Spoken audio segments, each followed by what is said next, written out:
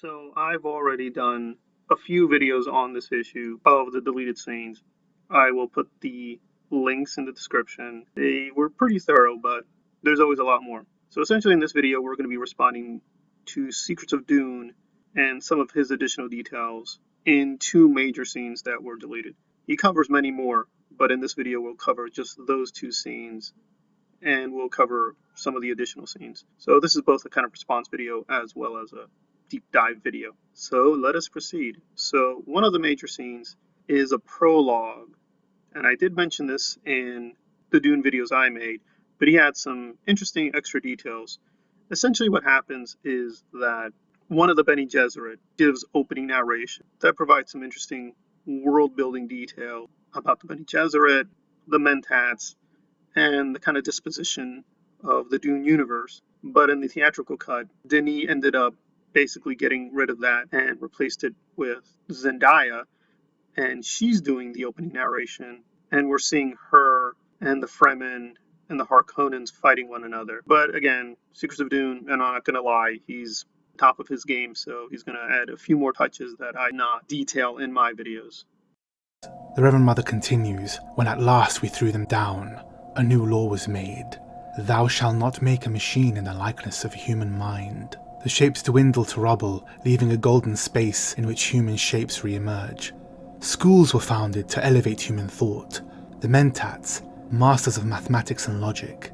The Spacing Guild, whose navigators see into the future to leap between the stars. And the Bene Gesserit, whose supreme knowledge of the body and mind guides human affairs.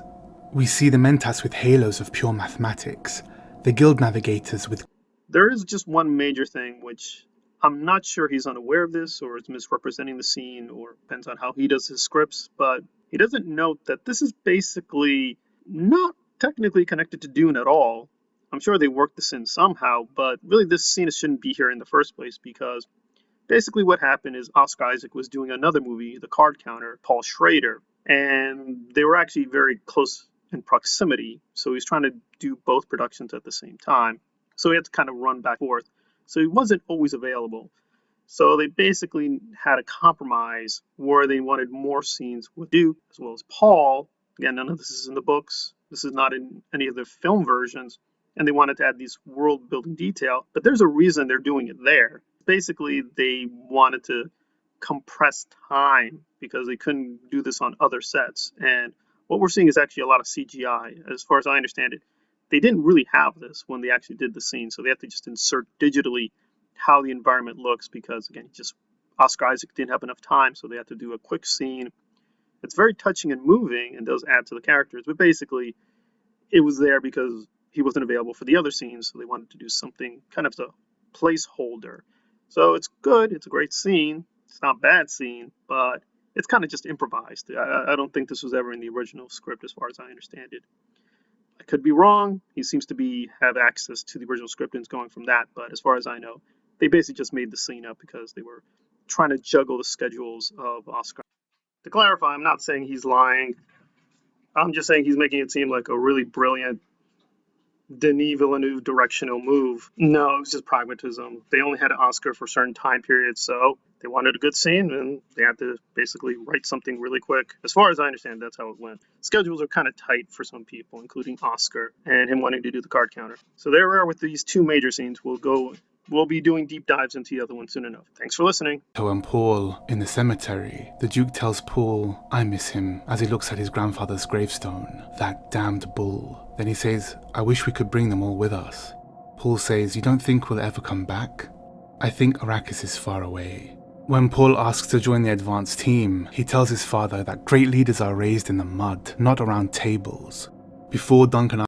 So it's actually pretty fascinating because apparently there are several different ideas for the prologue and how to begin the story and why they ended up using Chani and Zendaya over the other version. This is not what happens in the books. We do get sort of a prologue, and yes, we do see Helen, but she's not acting like an omniscient narrator. Whereas here it seems like the story has already happened and she's providing a kind of summary of why things happened the way they did. I will add one thing, which he does not bring up. As big a fan as I am of the David Lynch version and the way he did things, that's fine. We'll just differ on which versions of Dune, the Lynch version, sci-fi, and Villeneuve version, and how good each one is respectively. But in any case, I'm really surprised he doesn't draw an obvious parallel because this is actually very similar to what Lynch did with Urialon, and this is not in the books. We do have journal entries by Urialon, but again, they're sort of sporadic, chaotic, modernist. Whereas in the Lynch version, she's very straightforward. She literally is speaking to the audience and provides few summations and facts about how Dune works, why the spice is so important, so on and so forth. I'm going to leave it up to the viewer which version they think is superior. Obviously, the Denis Villeneuve version is a little bit more poetic, melodramatic, but it does have the same function. And I'm really surprised he doesn't notice or didn't see the connection. I thought it was pretty obvious. There seems to be a kind of stylistic overlap. I don't know if he's insulting Lynch or Paul back, but I thought it was pretty obvious that there's a parallel between what they did with Urialon and Helen, and even by replacing with Chani, we basically have a woman's voice beginning the narrative, and that seems to be something they were aiming for. And another major scene is, for lack of a better term, the bull scene when Paul and the Duke are talking about their family, the bull as a symbol, and how Paul thinks he can't just be caught up in abstractions. He admires the Fremen and their fighting skill, and he wants to be fighting on the ground, as it were. And of course, in the movie, as well as the DVD, the Duke is sort of chiding him, saying, no, they need to be careful, they need to develop alliances, and so on and so forth. None of this is in the books. And here, again, Secrets of Doom provides a lot of great details